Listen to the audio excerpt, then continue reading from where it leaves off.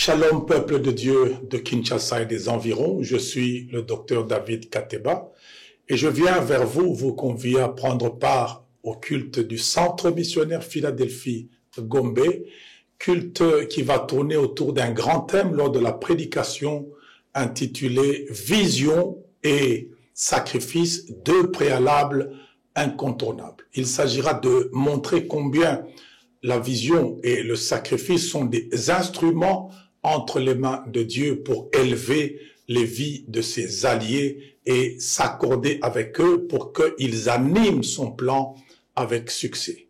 Que Dieu vous bénisse.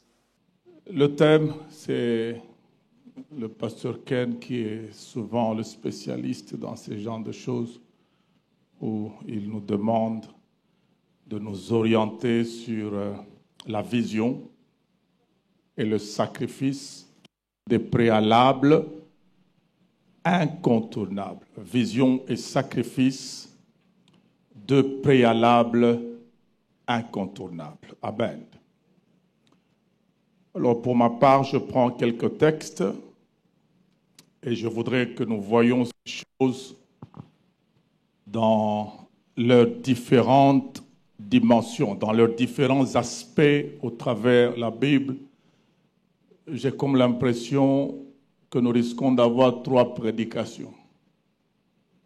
Vision, premier culte, sacrifice, deuxième culte, et modèle, troisième culte. Le thème est long. La ligne va rattraper ceux qui vont rater, n'est-ce pas? Psaume chapitre 89, verset 20. Amen. La Bible dit, alors tu parlas dans une vision à ton bien-aimé. Et tu dis, j'ai prêté secours à un héros, j'ai élevé du milieu du peuple un jeune homme. Amen. Tu parlas à ton bien-aimé dans une vision. Amen. Nous allons aller dans un autre texte, cette fois-là, dans Jérémie chapitre 1er au verset 11, nous voyons encore une fois la vision. La Bible dit, la parole de l'Éternel me fut adressée en ces mots. Jérémie 1, 11 à 12. Que vois-tu, Jérémie? Je réponds, je vois une branche d'amandier. Et l'Éternel me dit, tu as bien vu, car je veille sur ma parole pour l'exécuter, pour l'accomplir. Nous allons maintenant dans l'aspect de sacrifice et nous prenons essentiellement le livre de Jean. Jean chapitre 12 et Jean chapitre 19. Nous avons chapitre 12, verset 24. Je suis dans la Bible seconde. La Bible dit, en vérité, je vous le dis, si le grain de blé qui est tombé en terre ne meurt, il reste seul. Mais s'il meurt, il porte beaucoup de fruits.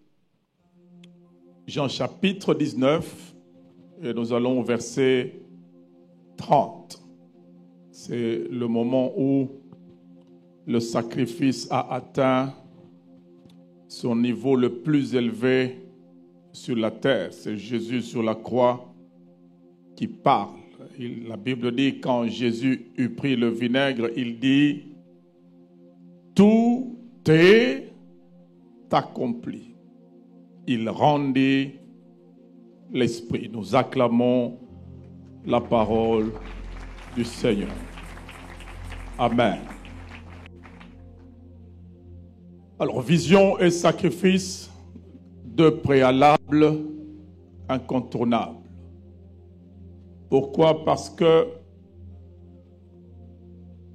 et la vision et le sacrifice sont des instruments divins. Ce sont des instruments entre les mains de Dieu qui permettent de nous distinguer, nous en tant que ses alliés, et de nous mettre en accord avec lui dans son plan pour l'accomplir pleinement.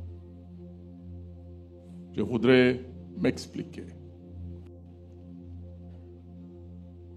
Lorsqu'on a vu dans le texte de Psaume 89,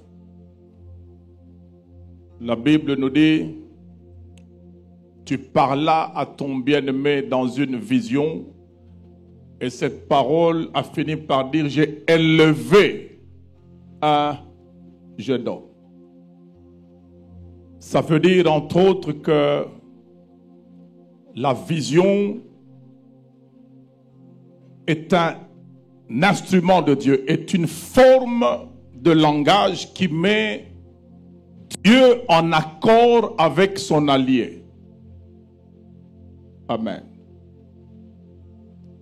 Si Dieu est celui à qui il s'allie, ne partage pas la même vision, il n'y a pas moyen pour eux de progresser et le plan de Dieu restera inaccompli. Amen. Ça veut dire la vision permet à Dieu de mettre son allié à la même hauteur que lui dans son plan. La vision élève la vie des alliés de Dieu. Sans vision de Dieu, vous ne pouvez pas monter jusqu'à comprendre sa volonté et à être animateur de son plan. Parce que tout homme a vocation en Christ d'animer le plan de Dieu. Et l'animation de ce plan exige que et Dieu et son allié partagent la même manière de voir les choses. Et en ceci, nous voyons également que la vision sert à Dieu d'ascenseur de nos vies. David avait une vie basse à tous les niveaux, socialement, spirituellement. Dieu a trouvé David dans la bassesse. Il lui dit même: je t'ai tiré de derrière le troupeau, même pas de devant, de derrière. Et c'est la vision que Dieu a apportée à la vie de David, qui a élevé David et qui l'a placé et spirituellement, et socialement, et politiquement, et réellement dans les hauteurs. Ça veut dire, quand on parle de vision, nous sommes également en train de parler des possibilités de Dieu d'élever une vie. Joseph, qui était cadet chez eux, c'est parce qu'il a eu une vision qu'il est parti biologiquement de cette position de cadet jusqu'à devenir spirituellement le père de la famille. Il a porté la famille parce qu'une vision divine est entrée dans sa vie. Donc là où Dieu amène sa vision, il vient installer tout un plan d'élévation de celui à qui il apporte la vision. Amen. Et la vision, c'est également la voie par laquelle Dieu peut se placer derrière sa parole en vue de l'exécuter. Amen. Quand Dieu parle par lui-même, il a des choses à accomplir, il est en accord avec lui-même, il les accomplit directement. Il dit et la chose arrive, il ordonne et elle existe. Mais quand Dieu commence à parler à l'homme, il doit échanger avec l'homme et se rassurer que l'homme a atteint le même niveau de vision que lui pour qu'il passe derrière sa parole afin de l'accomplir. C'est pour ça qu'il pose à Jérémie la question, Jérémie, que vois-tu? Ça veut dire, je veux me rassurer. Si toi et moi, nous sommes dans un même angle de vue, si tu vois la même chose que moi, et si tu comprends ça comme moi je le comprends. Et Jérémie dit, je vois une branche d'amandier. Et Dieu dit, tu as bien vu. Ça veut dire la bonne vision engage Dieu dans la destinée de celui qui la développe. Tu as bien vu, je suis derrière, je veille sur ma parole pour l'accomplir. Plusieurs vies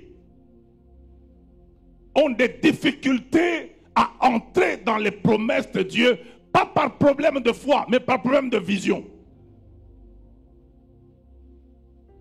Ils ne voient pas comme Dieu voit.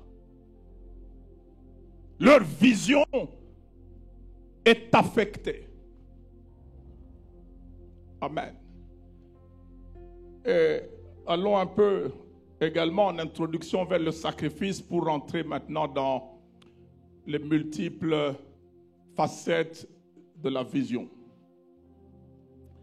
Le sacrifice, c'est également un instrument divin incontournable. Et vous allez voir que c'est avant la fondation du monde que Dieu a une vision de sacrifice. Parce que l'agneau a été prédestiné à être immolé avant la fondation du monde. C'est qu'avant que Dieu ne fonde le monde, il a une vision que si tout va mal dans le monde, je vais sacrifier mon fils unique. Amen. Ça veut dire le principe de sacrifice est incontournable parce que Dieu lui-même, lorsqu'il a pensé à créer, lorsqu'il a pensé à avoir un plan sur la terre, il a inscrit le sacrifice comme possibilité de tout récupérer au cas où il y avait échec. Amen. Ça veut dire que le sacrifice devient pour Dieu un moyen d'assurer le plein accomplissement. C'est pour ça qu'à la croix, quand Jésus a réussi le sacrifice, il a atteint le plein et il a déclaré « Tout est accompli ». Je t'assure, sans vie de sacrifice, tu auras des inachevés dans ta vie. Amen. Si plusieurs vies ont un goût d'inachevé, plusieurs vies ont des histoires qui ne se terminent jamais, parmi les raisons, il faut aller chercher dans le type de vie de sacrifice que tu mènes. Si tu as toujours des commencements sans fin, si tu as toujours des choses qui t'échappent, pose-toi un peu la question, est-ce que je n'ai pas un problème avec la qualité et la quantité de mes sacrifices? La croix n'est pas venue annuler le principe du sacrifice. La croix, c'est le sacrifice de Dieu pour que nous soyons sauvés, et notre croix à nous que nous devons porter, c'est notre sacrifice pour vivre comme sauvés. Je peux répéter? La croix de Christ, c'est le sacrifice de Dieu pour que nous soyons sauvés. Et la croix que chacun de nous doit porter, c'est le sacrifice pour que tu vives comme un sauvé. Parce que être sauvé, c'est une chose. Vivre en tant que sauvé, c'est un défi. Nous sommes tous sauvés. Ça, j'aimerais bien vous le dire. Nous sommes tous sauvés par le sacrifice de la croix. Mais ceux qui connaissent l'effectivité du salut, c'est ceux, qui croient en Christ. Et parmi ceux qui croient en Christ, ceux qui vivent sur terre l'effectivité du salut, c'est ceux qui savent porter leur croix. C'est pour ça que Jésus a dit, si quelqu'un veut venir après moi, qu'il se charge de sa croix chaque jour et qu'il me suive. Ce terme, si quelqu'un veut venir après moi, ça veut dire si quelqu'un veut mener une vie élevée comme moi je l'ai menée. S'il veut être ma continuité, s'il veut qu'on le voie, réaliser ce que j'ai réalisé, moi j'ai porté ma croix, il a également sa croix à porter et il la porte chaque jour. C'est que chaque jour, il y a un Golgotha dans chaque vie. Et il faut faire attention de rater ton Golgotha le jour où tu dois prendre des grandes décisions. Parce que si tu prends des décisions à dimension permanente dans un état sans sacrifice, dans un état charnel, tu peux regretter le reste de ta vie. Je ne vais pas anticiper, oui, je le veux, mais qu'est-ce qui fait qu'il y a des gens qui sont bien, mais qui se sont mal mariés, alors qu'il était bien? Parce qu'en vérité, les mariages, c'est des combinaisons de Dieu. Dieu ne peut pas organiser une combinaison bon-méchant. Non, Dieu est bon et il organise des combinaisons entre le bon et le bon. Mais qu'est-ce qui fait qu'il y a certains bons qui sont tombés sur des méchants? Qu'est-ce qui fait qu'il y a certains méchants qui ont su parvenir à avoir des bons? C'est parce qu'il est arrivé que les bons n'étaient pas dans un bon état, mais ils ont pris la décision de s'allier avec un méchant. Et le mauvais état, c'est le jour où tu n'as pas crucifié ta chair et les sentiments l'ont emporté sur toi et tu t'es engagé. Parce que vivre dans la chair, sur le plan pratique, ça ressemble à vivre comme un mondain. C'est ce qui fait qu'un chrétien charnel peut rencontrer un mondain sur la même dimension de vie. Et lorsque vous vous alliez, sachez que l'Église n'unit pas. L'Église constate votre union et la bénit. Ce n'est pas la bénédiction qui unit. Nous venons bénir ce que vous apportez. Notre bénédiction ne va pas changer quoi que ce soit si vous n'avez pas pris les profils qu'il fallait pour être béni. C'est Dieu qui joint. Nous nous bénissons.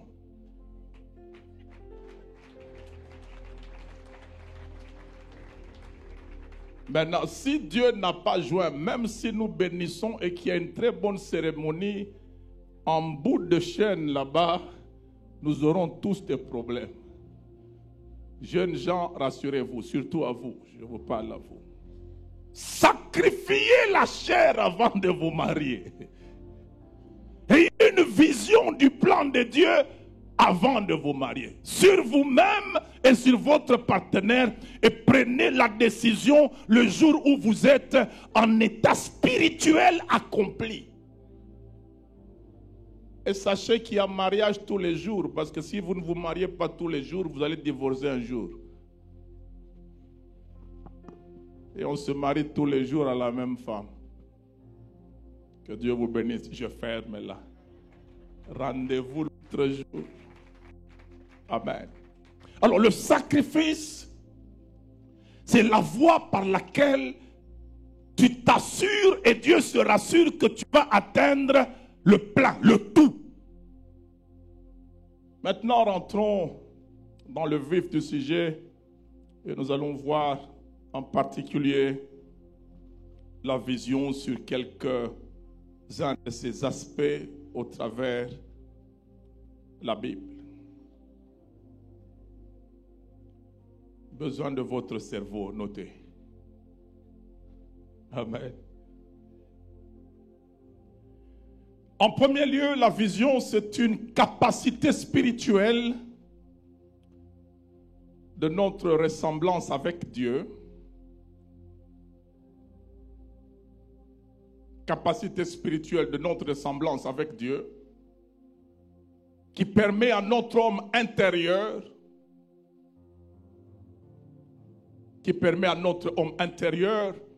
de se représenter les choses audibles, visibles et invisibles. Amen. Je peux répéter. C'est une capacité, la vision. Comprenez-la comme une capacité spirituelle de notre homme intérieur.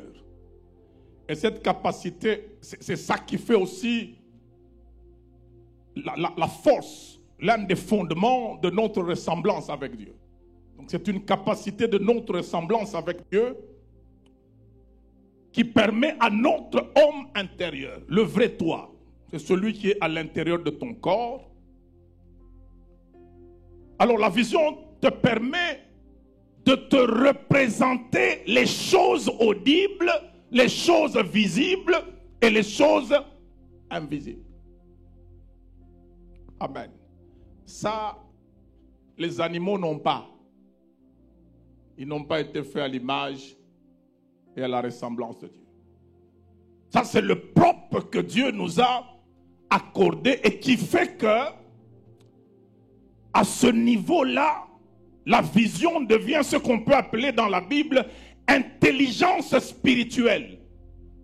Entendement spirituel. Pas entendement tout court, mais on y ajoute spirituel. La vision, c'est cette capacité qui te permet de te représenter une chose audible. Ce qu'on entend. Quand Dieu parle, tu entends, mais ce que tu entends, tu le vois dans ton esprit. Amen. C'est très important. Même sur le plan pratique, la parole véhicule les visions. Quand je dis baffle, vous ne voyez pas gobelet. Pourquoi? Parce que le son baffle comporte une vision. Si vous voulez être en accord avec moi sur le son baffle, vous devez vous représenter un instrument qui fait sortir le son. Vous n'allez pas vous représenter un instrument dans lequel on boit de l'eau. Ça veut dire la parole, elle est audible, mais elle transporte des charges vidéo.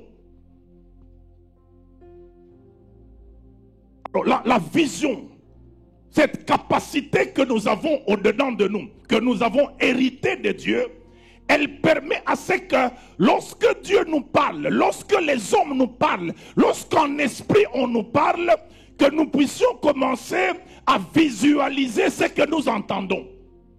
Et c'est ça qui permet à ce que tu puisses être en accord, monter au même niveau que celui qui te parle. Et si ça réussit avec Dieu, c'est que vous allez aller très loin avec lui. Et si ça réussit avec Satan, c'est que vous allez aller très bas avec lui. Parce que lorsque Satan vient parler à Ève, qu'est-ce qu'il lui dit? Par le serpent. Dieu vous a-t-il réellement dit? Il parlait, n'est-ce pas? La femme a répliqué, nous mangeons de tous les arbres du jardin, sauf de l'arbre de la connaissance du bien et du mal. Parce que Dieu a dit, le jour où nous mangerons, nous mourrons. Le diable lui a dit, non, vous ne mourrez pas. Dieu sait que le jour où vous mangerez, vos yeux vont s'ouvrir et vous deviendrez comme lui. Et après ça, la Bible ne dit pas la femme comprit. Non, la femme vit que. Ça veut dire ce qu'elle a entendu a créé une représentation dans son esprit. Et son esprit a commencé à voir comme le diable voulait qu'elle voie. Fais attention avec ce que tu entends, ça se transforme en une vision pour la séquence que tu vas vivre là et pour le reste de ta vie. Après avoir entendu, la Bible dit, elle vit que le même fruit qu'elle voyait comme interdit par Dieu, quand elle a entendu un autre son de cloche, sa vision sur la même chose a changé. Qu'est-ce qui fait que des gens bien partis dans la vie ne sont pas arrivés là où on pensait qu'ils allaient arriver? il y a ce combat de la vision. Si vous le ratez, si vous perdez ce combat de maintenance de la vision de Dieu, votre destinée va chavirer, elle va basculer dans l'imprévu. C'est pour ça qu'il est important, après avoir fait la nouvelle naissance, d'entrer dans Romains 12, le renouvellement de l'intelligence. Parce que finalement, cette capacité qu'on appelle vision se trouve spirituellement au niveau de notre intelligence en esprit, pas l'intelligence du cerveau, l'intelligence spirituelle. Amen. Ce que l'on entend, on peut le visualiser. Ce que l'on entend, on le voit en soi selon ce qu'on veut. Vous pouvez bien le voir tel que vous l'entendez. Vous pouvez tout aussi ne pas le voir comme on l'a entendu. C'est pour ça que parmi les étapes d'accomplissement des choses de Dieu, Dieu commence par l'audible, il passe par le visible et puis il va atteindre le palpable. 1 Jean 1:1.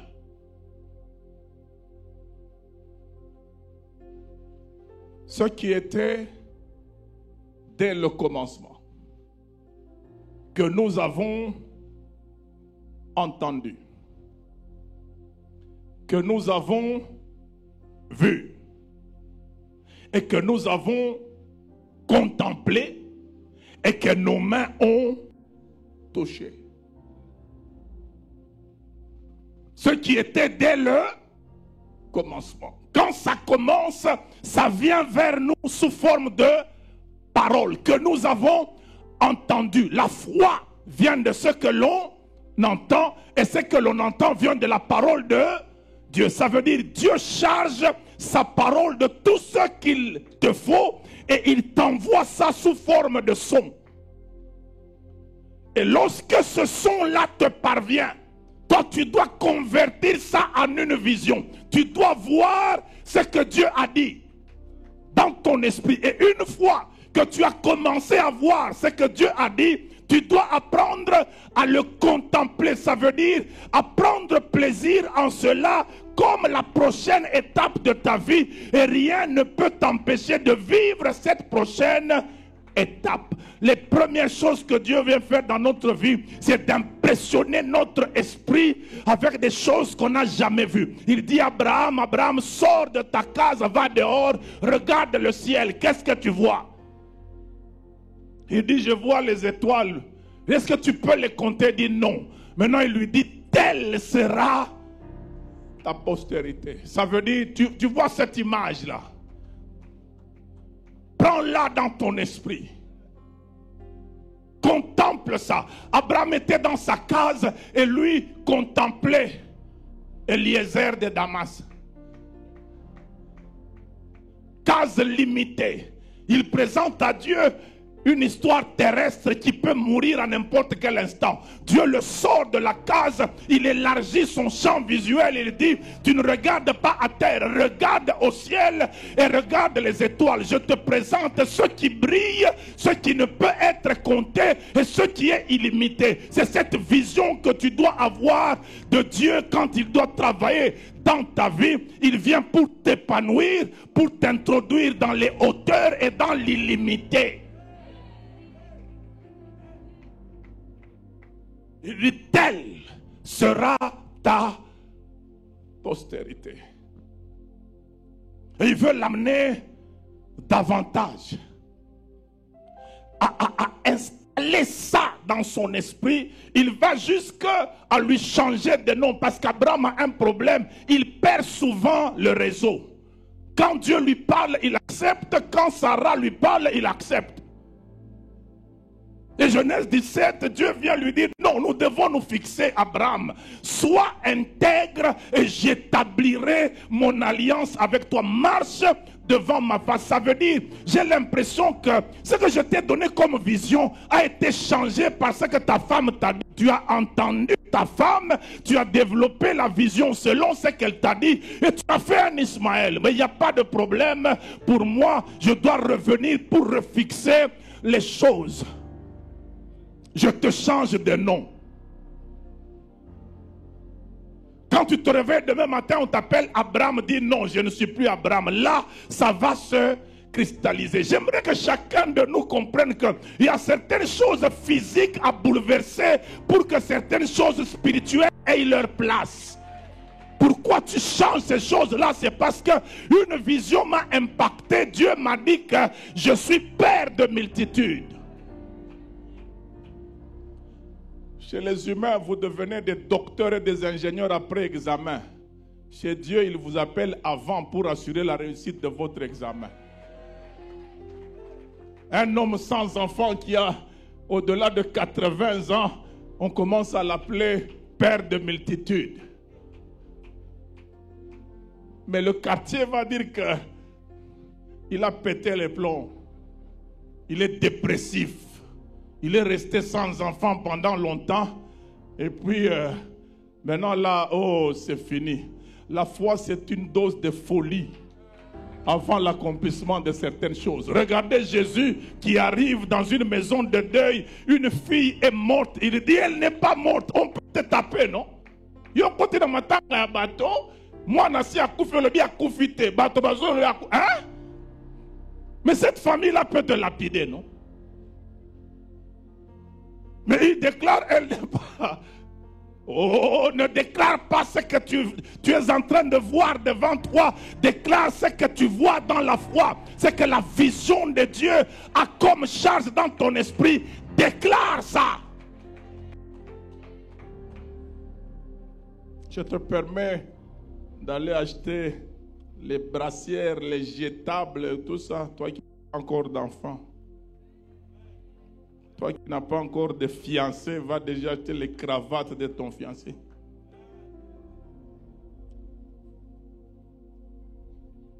C'est une capacité de voir au-dedans de l'homme intérieur également les choses visibles. Amen. Et si je recours à la Bible d'Arby, prenez d'Arby, Ecclésiaste chapitre 3, verset 11.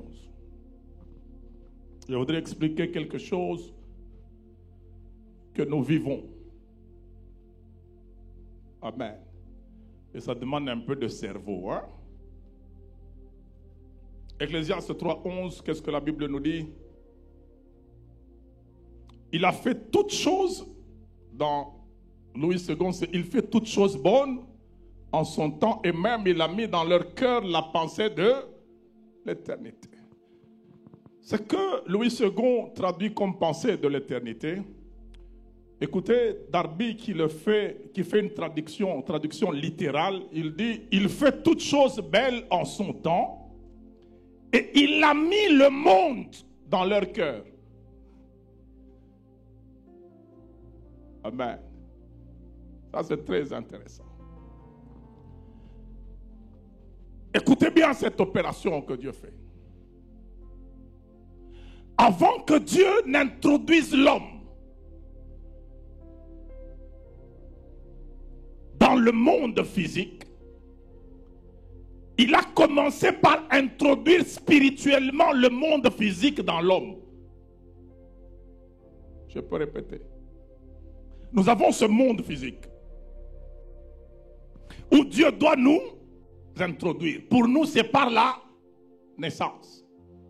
Pour Adam, c'était par la formation à partir de la poussière. Mais avant que Adam ne soit formé physiquement, ne soit introduit physiquement dans le monde, la première opération de Dieu était d'introduire spirituellement le monde en Adam. Par la bénédiction. Il les créa, puis il les bénit et leur dit. On n'a pas dit il les bénit en disant sur eux. Il les bénit et leur dit. Ça veut dire qu'ils étaient capables d'écouter quand on leur disait. soyez féconds, multipliez, dominez la terre. Quand on parle de dominer la terre, la parole dominer la terre introduisait la terre dans leur esprit. C'est ça qui fait que Adam est né avec les noms des animaux en lui. Et Dieu est venu chercher ces noms-là en lui demandant, viens nommer les animaux. En principe, Adam devait dire à Dieu, donne-moi un peu la liste. Mais le monde était déjà en lui, les noms étaient en lui. Et lorsque les animaux apparaissaient devant lui, ce qu'il avait comme nom inscrit au moment où on lui a dit dominer la terre, a commencé à sortir. Tu es chargé de certaines choses de Dieu spirituellement qui sont à ce monde, et tout ce que Dieu cherche, c'est de te mettre en face de ces choses-là. Quand ça va arriver, toi-même tu sauras que ça c'est à moi. C'est pour ça que Jésus a réclamé moi Nampunda, parce que c'était déjà prévu depuis Zacharie qu'il n'allait pas entrer à Jérusalem à pied. Quand l'heure est arrivée, son cœur savait que j'ai en principe un anneau sur lequel personne n'est jamais monté. Je vais le réclamer là où il se trouve. Quand ton temps arrive, réclame. Réclame ce qui est à toi. Réclame alors. Réclame. Qu'on ne te prêche pas seulement que quelqu'un te réclame. Non, non. Qu'on te prêche aussi comme celui qui doit réclamer ce qui est à toi. Tu es venu charger des choses de Dieu. Ce qui est à toi, qui est dans les circonstances, tu dois apprendre à le réclamer. Il a dit, allez dans le village d'en face là, apportez-moi l'anneau. Si quelqu'un vous demande, dites-lui, le maître en a besoin. Ça veut dire, cet anneau-là, vous ne comprenez pas pourquoi vous ne vous êtes jamais assis dessus. Ce n'était pas à vous de vous asseoir. Le premier, c'est moi. Il y a certaines choses, j'aimerais te dire, elles sont déjà dans ce monde, mais elles restent intactes parce qu'elles t'appartiennent. Et lorsque tu auras la vision de ces choses-là, réclame-les.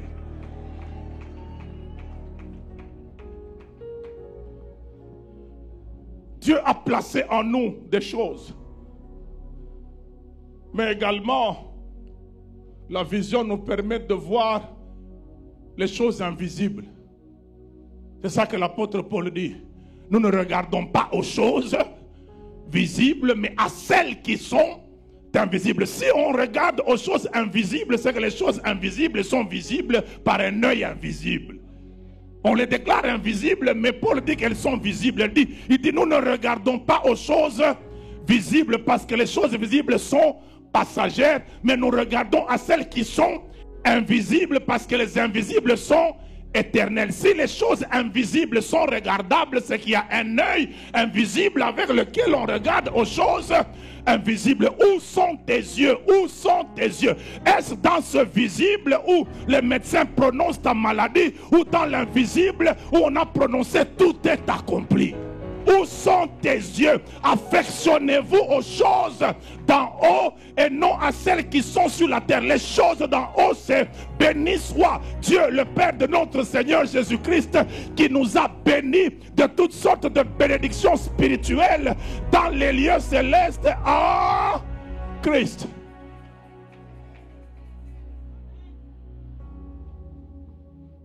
Et puis, petit exercice pour passer rapidement.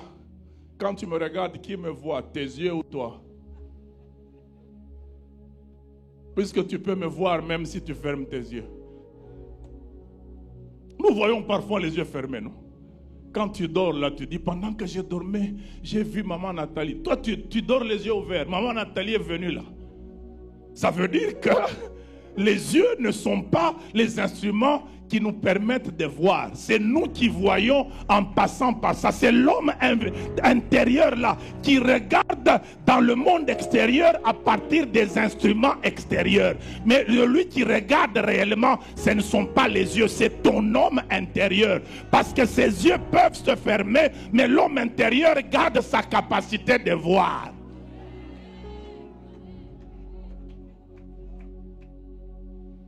Amen. Que Dieu te bénisse.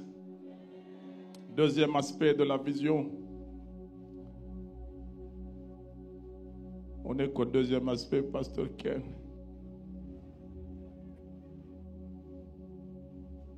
La vision est un moyen d'approvisionnement des hommes de foi. C'est un moyen que Dieu utilise, un moyen divin d'approvisionnement des hommes de foi. Les hommes de foi, on ne les approvisionne pas à la banque, on les approvisionne dans la vision. C'est pour ça que la première fois que Dieu a quelque chose à donner à quelqu'un, nous sommes dans Genèse 1, vers le verset 28-29, il dit, voici je vous donne. Il ne dit pas je vous donne, il commence par voici. Voici en français c'est vois ici. Vois plus ici, ça fait voici. Voici je vous donne. Il n'a pas dit je vous donne. Il a commencé par solliciter la capacité de réception qui est en eux, qui est la vision. Il dit voici, ça veut dire ouvrez-moi votre vision et je vais déposer les choses dans la vision. Si tu peux le voir, tu peux l'avoir. Celui qui peut voir pourra avoir. Quand ils arrivent devant Jéricho, il ne dit pas à Josué, prends Jéricho. Il lui dit, vois, je te livre Jéricho. Prenez Josué chapitre 6, premier et deuxième verset. La Bible le dit très bien. Jéricho était fermé et barricadé devant les enfants d'Israël. Personne n'entrait, personne ne sortait. Et l'Éternel dit à Josué, vois, je livre Jéricho. Fermé et barricadé. Tu entres dans les barricades par la vision. Personne ne peut m'empêcher de me voir là où c'est fermé. Même la porte ne peut pas m'empêcher de me voir à l'intérieur. Ça veut dire une fois que j'entre dans la foi et je prends la parole de Dieu, je ne vois pas les barricades, je me vois dans la vision où ces barricades ont déjà été renversées. Amen. Il n'y a personne qui t'interdit de te voir, même pas celui qui ne t'aime pas. Et puis ce que j'aime avec cette histoire-là, c'est que Jéricho est barricadé, pas pour les Libanais, pas pour les Syriens, pas pour les Philistins. Quand un Philistin vient, on lui donne le visa, il entre à Jéricho, il sort quand il veut. Mais quand un enfant d'Israël arrive, il dit n'entre pas. Il faut le tuer. Et ici, sachez que chacun a son Jéricho. Il y a dans nos vies, maman mentalement, des Jéricho. Il y a des gens permis d'entrer dans la fécondité. Ils se marient en janvier, déjà septembre, le premier enfant. Et au mois de septembre, elle sort, elle rentre chez elle en octobre, novembre, fécondité plus, deuxième grossesse. Mais il y en a d'autres, depuis qu'ils sont entrés dans le mariage, quand ils vont vers la fécondité, on lui dit barricadé et fermé. Comment l'autre entre? C'est ouvert pour lui. Pour toi, c'est Jéricho. Que chacun identifie son Jéricho. Là où c'est difficile pour toi, on dirait qu'on t'a interdit d'entrer. Mais j'aimerais que tu voies que Dieu t'a livré ces barricades-là et que ça va tomber. Puis Jéricho tombe par une sorte de folie à répéter les mêmes choses sans que tu ne comprennes où ça t'amène. C'est toujours les mêmes histoires de prier, de jeûner, de prier, d'aller à l'église, de rentrer. Parfois c'est fatigant, on le fait tous les jours, on ne voit même pas celui pour qui on le fait. Il n'y a que des micros, des programmes, des hommes et des femmes qu'on voit taper les mains pour noyer. Oui, c'est comme ça qu'il faut continuer à prendre ça. Et puis quand ça va atteindre le 7e jour, on te demandera de faire 7 fois ce que tu faisais chaque jour. Ça devient intense et c'est là pas que la dimension du sacrifice entre où tu fais les choses, tu n'es pas convaincu de les faire, mais parce que Dieu a dit que tu dois le faire, tu continues à le faire. Tu tournes en rond, oui, mais Dieu a dit que l'on tourne en rond. Tu tournes en rond, oui. C'est Dieu qui a dit tournons en rond, mais à un certain moment de la vie, tout va changer. Parce que quand ils sont poussés, un seul cri, la Bible dit, les murs se sont écroulés. Parfois, la prise de Jéricho expose même notre réputation. Comment des espions vont aller rester chez une prostituée? 12 espions dans la maison d'une prostituée. Vous allez expliquer quoi? Parfois, nous y laissons notre réputation, mais c'est ça le chemin par lequel Dieu nous approvisionne. Comment est-ce que tu peux aller manger chez une veuve Élie? Chaque jour, c'est toi chez la veuve. Qu'est-ce que les gens vont dire? Et tu oses même dire, moi d'abord. Oh, j'aimerais parler à quelqu'un. Apprends à entrer dans cette folie de la vision de Dieu, où tu te vois prenant ce que personne de chez vous n'a jamais eu, où tu te vois allant là où personne de chez vous n'est jamais arrivé. C'est possible, le Dieu de Josué peut te livrer les choses renfermées et barricadées juste au travers d'une vision. Vois, je livre Jéricho entre tes mains, son roi et ses vaillants soldats. Vois-toi possédant ce que tu n'as jamais possédé. Parfois, c'est tellement élevé que nous avons l'impression que Dieu fait juste une publicité pour qu'on ne le quitte pas. Il me dit seulement pour que je reste dans la foi. Non, non. Il te dit ce qu'il est capable de faire. Et il te dit ce qu'il a déjà fait, qu'il va refaire quand tu vas y croire. Parce que la parole de Dieu, la Bible dit qu'elle est éprouvée 7 fois. Ça veut dire Dieu réussit 7 fois au ciel avant de venir faire pour la 8e fois quand tu vas croire sur la terre. 7 fois il éprouve la parole. Dieu n'échoue jamais. S'il a réussi 7 fois au ciel, est-ce qu'il va échouer avec toi sur la terre? Jamais. Il ne va pas inaugurer l'échec avec toi sur la terre. Il a dit, je ne te délaisserai pas, je ne t'abandonnerai pas jusqu'à ce que j'aie accompli tout ce que je te dis. Ce n'est pas toi qui tiens Dieu. Si tu le tiens, tu vas te fatiguer. C'est lui qui te tient parce qu'il est infatigable. Il te prend en charge dès tes origines, dès ta naissance. Il te porte et il veut encore te supporter jusque dans ta vieillesse. Il restera le même. David a dit, j'étais jeune, j'ai vieilli, je n'ai pas vu un juste abandonné, ni sa postérité mendiant un pain. David a commencé misérable, il a fini roi. C'est possible que Dieu te livre ce que personne ne peut penser qu'on peut te livrer. Un berger clandestin est devenu le roi officiel. C'est possible.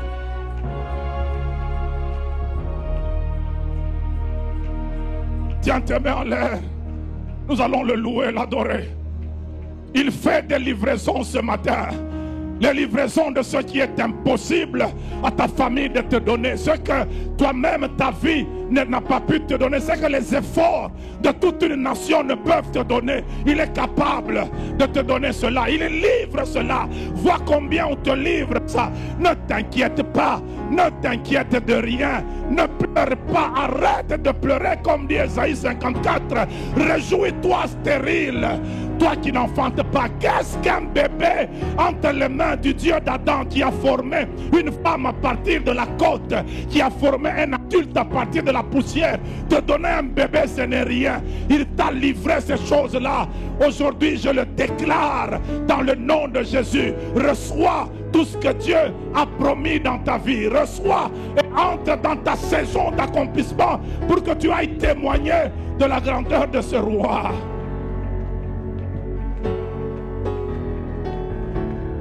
Tu es ma force, l'encre de mon âme. Tu n'échoues jamais.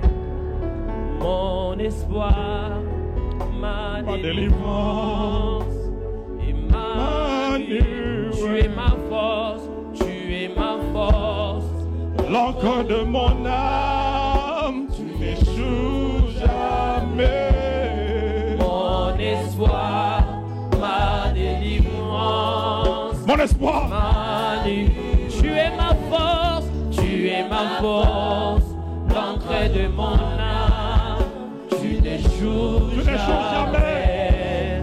Mon espoir, ma délivrance et tu es ma force, ma force, tu n'échoues jamais.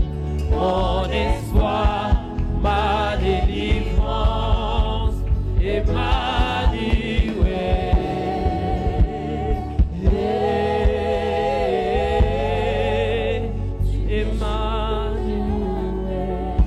Est-ce que nous pouvons tous nous tenir debout dans la présence de Dieu? C'est tellement fort ce que l'homme de Dieu vient de libérer ce matin sur nous. Senga Mukwashi. On peut les chanter tous ensemble. Senga Mukwashi, Senga. Jésus, Jésus, Jésus. Senga Mukwashi, Senga. Senga yo yo yo. Senga Mukwashi, Senga. Ah, Senga yo yo yo. Senga Mukwashi, Senga. Oh, Senga yo yo yo. Yele. Itobe kiabaye, yakulonga, iugeno, nebiatumbo, oh itobe kiabayo,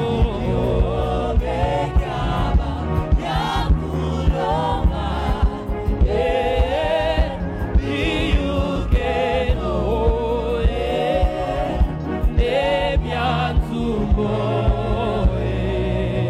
Alors nous allons nous mettre à prier dans cette direction. J'aime ce que l'homme de Dieu a dit tout à l'heure. La vision active ta foi au point de vivre le futur dans ton présent.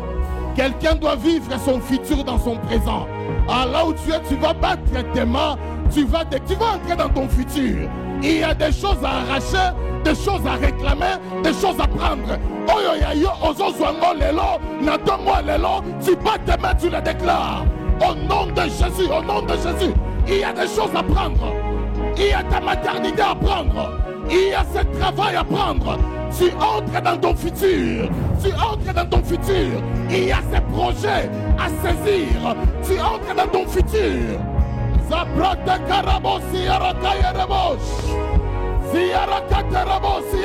Ah, tu entres dans ton futur. Il y a ce mariage à prendre. Il y a la santé de cet enfant à prendre. Il y a la destinée de cet enfant à prendre. Les choses doivent bouger. Ça ne peut plus rester statique. Ça ne peut plus rester statique. Ça ne peut plus rester statique. Shabbatakateramos.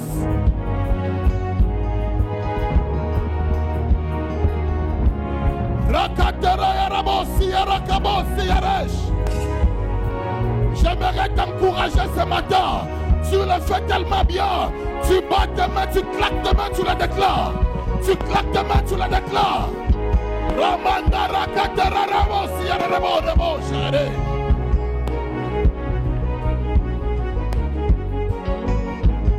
Tu n'as aucune idée que ça se joue seulement en cet instant. Ça se joue par ta prière. Ça se joue par tes déclarations. Ça se joue maintenant.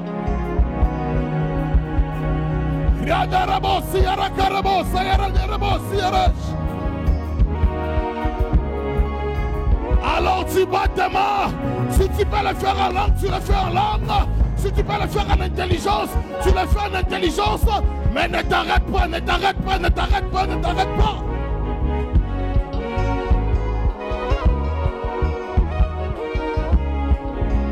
Ramandere Kayarabos. Mandera Karabos Yeresh. Rakarabos Yeresh. Au nom de... Écoutez ceci. L'homme de Dieu a encore dit, la vision est un moyen divin d'approvisionnement des hommes de la foi. Nous allons dire à Dieu, en cette nouvelle semaine, approvisionne-moi. Approvisionne-moi. Approvisionne-moi. J'entends une mère dire approvisionne-moi. Tu le déclares au nom de Jésus. Approvisionne-moi. Approvisionne-moi. Approvisionne-moi. En cette nouvelle semaine, je veux de cette provision divine.